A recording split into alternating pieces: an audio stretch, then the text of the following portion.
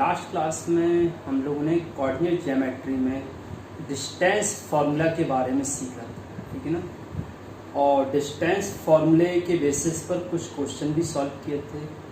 आज की क्लास में हम लोग सेक्शन फार्मूला सीखते हैं। सेक्शन फार्मूला होता क्या है वो देखिए। जैसे हमारे पास कोई लाइन सेगमेंट है ए बी, पहला पॉइंट ए और दूसरा पॉइंट बी, तो इनके एंड पॉइंट के कोऑर्डिनेट x1, y1 और इसका x2,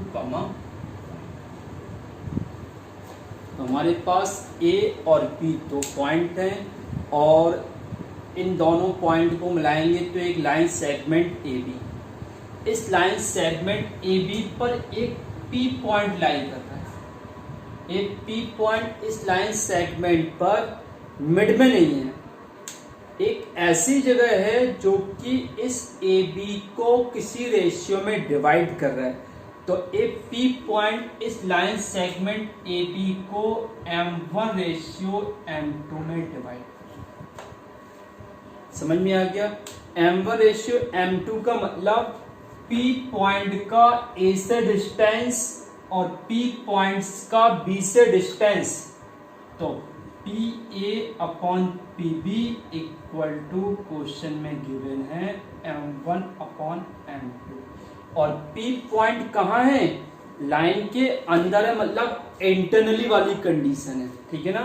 तो यहाँ पर समझ में आ गया, यदि P पॉइंट अंदर है तो इंटरनली और P पॉइंट लाइन सेगमेंट के बाहर है तो एक्सटर्नली। इतना समझ में आ गया अच्छे से। अब आके देखो, जब भी ऐसा कोई क्वेश्चन है कि एक लाइन सेगमेंट AB है, उस AB लाइन सेगमेंट को एक P पॉइंट और वो P पॉइंट इस AB को किसी रेशियो में डिवाइड कर रहा है, उस रेशियो को हमने ले लिया M1 रेशियो M2।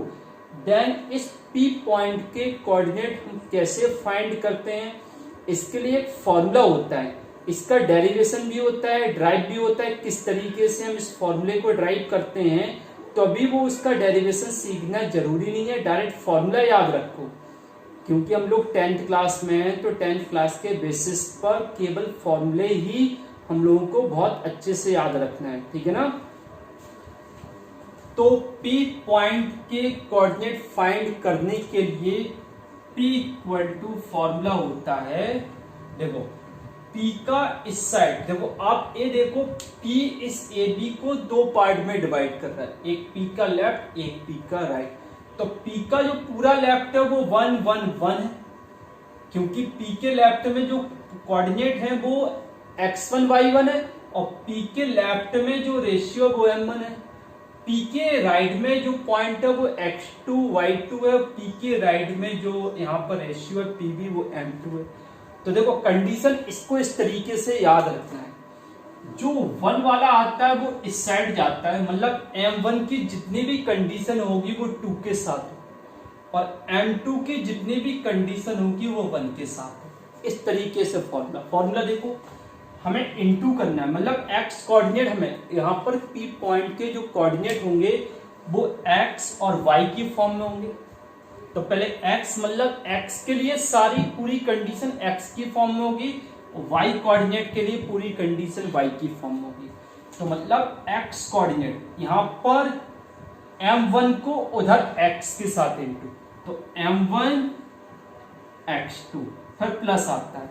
फिर इधर वाली कंडीशन हमने क्या बताया था, 1 को 2 के साथ और 2 को 1 के साथ लेंगे। तो यहाँ पर m1 को x के 2 के साथ, क्योंकि पहले x है ये, तो m1 का x2 के साथ इंटू फिर प्लस m2 का x1 के साथ इंटू m2 का x1 के साथ अपॉन में m1 प्लस m2। ये हो गया x कोऑर्डिनेट फाइंड करने वाली। ऐसे y यहाँ m1 को उस साइड के y2 के साथ, फिर इधर m2 को इस साइड के y के साथ। तो इधर आएगा m1 y2 plus m2 y1 upon m1 plus m2। तो ये हो गया formula P equal to m1 x2 plus m2 x1 upon m1 plus m2 comma m1 y2 plus m2 y1 upon m1 plus m2। Clear? तो ये section formula समझ में आ गया। इस सेक्शन फॉर्मूले के बेसिस पर हम 1-2 क्वेश्चन सॉल्व करते हैं। क्लियर? आगे देखिए,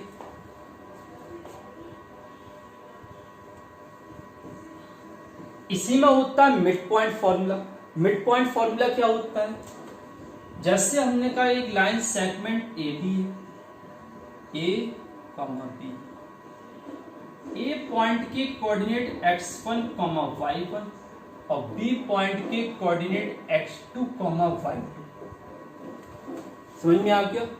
अब ए बी हमारे पास एक लाइन सेगमेंट है, तो इसके पहले हमने फॉर्मूला ये सीखा था कि ए बी पर जो पी पॉइंट लाई कर रहा वो मिड में नहीं है, मतलब पी पॉइंट जिस जगह पे लाई कर रहा वो पॉइंट इस ए बी को m1:m2 में डिवाइड कर रहा था। मतलब इधर वाला पार्ट आपका m1 था, इधर वाला पार्ट इधर m2 था, मतलब दोनों पार्ट का डिस्टेंस अलग अलग था। बट अब यहाँ पर जो पी पॉइंट है वो ए बी के मिड में, मतलब इधर वाली कंडीशन और इधर वाली कंडीशन सेम है। ठीक है ना?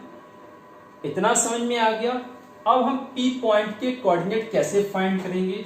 तो ए वाली कंडीशन और ए वाली कंडीशन इक्वल है, it means m1 equal to m2 है, और इसको ले लो m।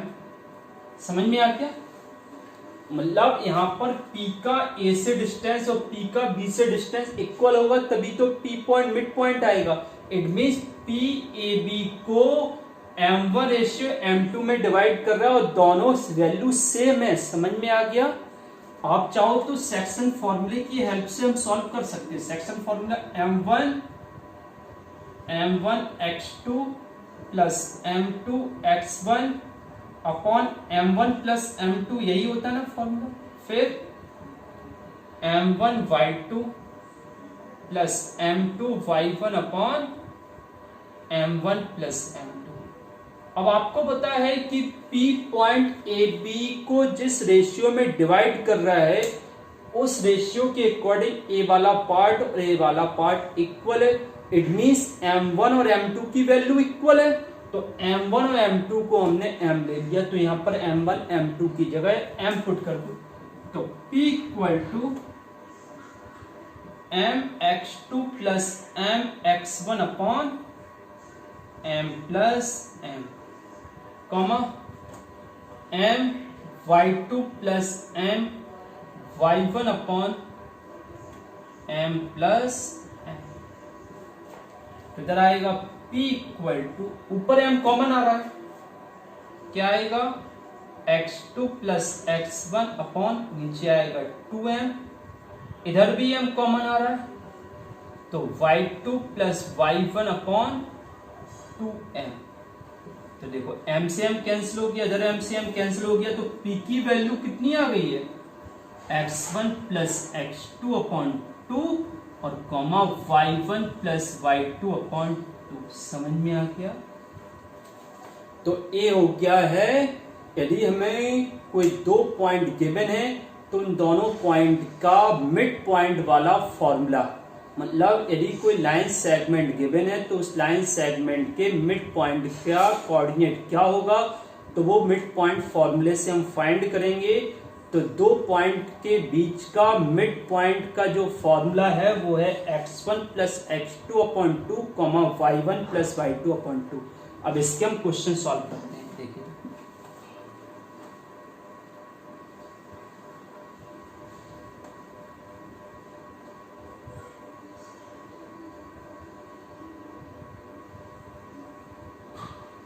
इसका देखो एक्सरसाइज 7.2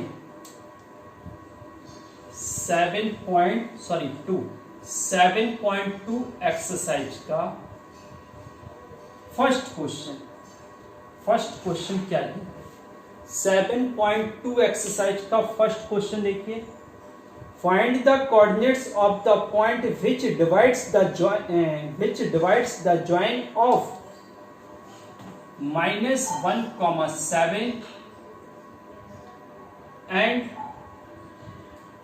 4,-3 in the ratio 2:3।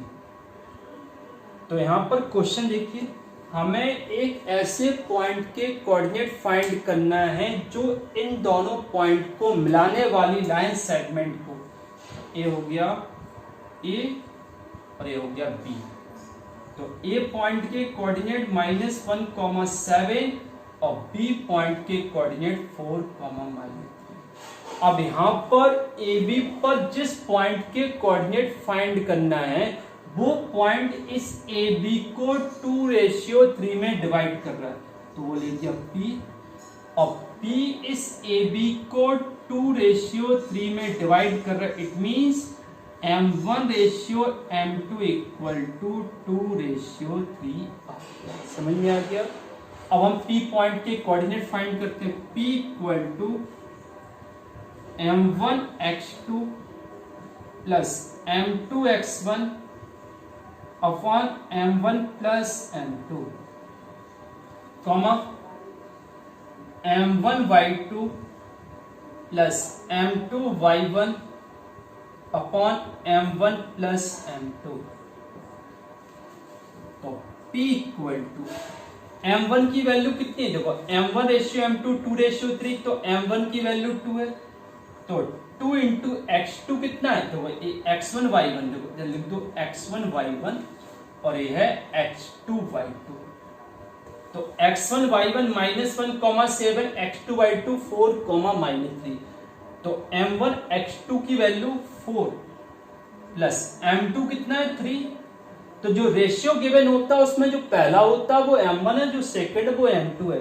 तो 3 और x1 कितना है -1 अपॉन 2 + 3, M1 की वैल्यू इधर पर 2, y2 कितना है -3 प्लस M2 कितना है, M2 देखिए इधर पर M2 है 3 और y1 कितना है, y1 7 अपॉन 2 + 3। तो P = कितना आ गया, P देखिए। अब इसे सॉल्व करो, ए होगा 8 - 3 अपॉन 5, इधर -6 और प्लस 21 अपॉन 5। तो P पॉइंट के कोऑर्डिनेट 5/5, 15/5। तो P पॉइंट के कोऑर्डिनेट कितने आ गए 1,3। तो ये हो गया सेक्शन फॉर्मूले की हेल्प से हमने P पॉइंट के कोऑर्डिनेट फाइंड कर लिए। इसी टाइप का एक मिड पॉइंट वाला भी होता है, देखिए इसमें क्वेश्चन होगा कहीं मिड पॉइंट वाला। जैसे कोई क्वेश्चन है मिड पॉइंट फॉर्मूला वाला, एक एग्जांपल देख लेते हैं हम लोग।